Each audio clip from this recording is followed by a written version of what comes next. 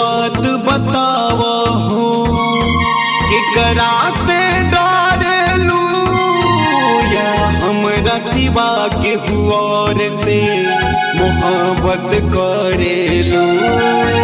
एगो बात बताव हो केकरा से डरेलू या हमरा सिवा के और से मोहब्बत करेलू।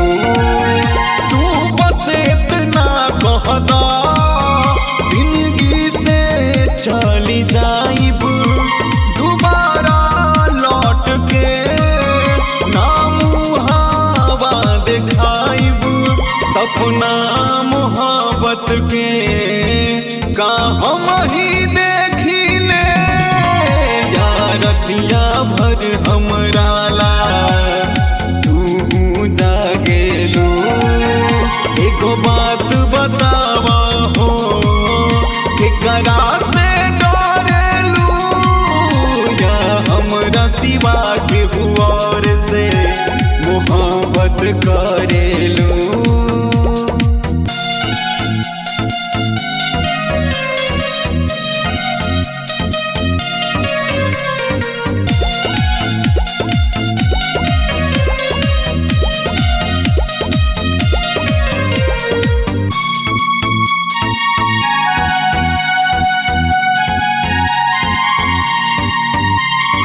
जाइबू जहिया छोड़ के ईमान नहीं मानी हो जाइबू जे दोसरा के तो जान चली जाई हो।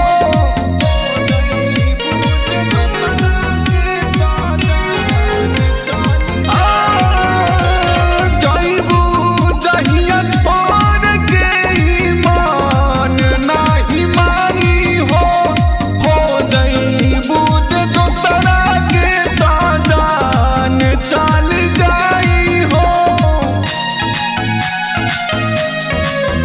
का दर्द के उरतिया के तू सोचेलू या हमरा सिवा के और के दिलावा में रखेलू।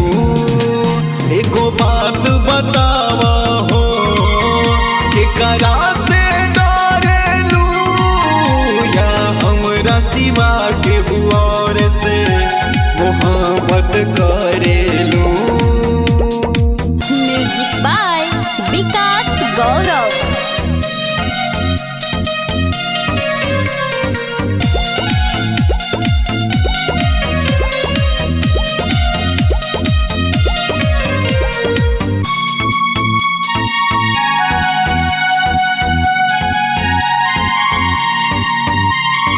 गुजरेलू जे रहिया से तो दिलवा धड़क जाला हो।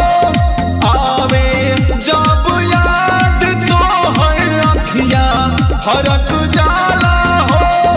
आवे जब याद तो हर अखिया फरक जाला हो। गुजरेलू जे रहिया से तो दिलवा धड़क जाला हो। आवे जब याद तो हर अखिया फरक जाला हो। का गौरव के बतिया राकेश से करेलू या दोसरा के याद में आह तू भरेलू। एको बात बतावा हो केकरा से डरेलू या हमरा सिवा के और से मोहब्बत करेलू। आदित्य रिकॉर्डिंग स्टूडियो सढ़वारा बाजार।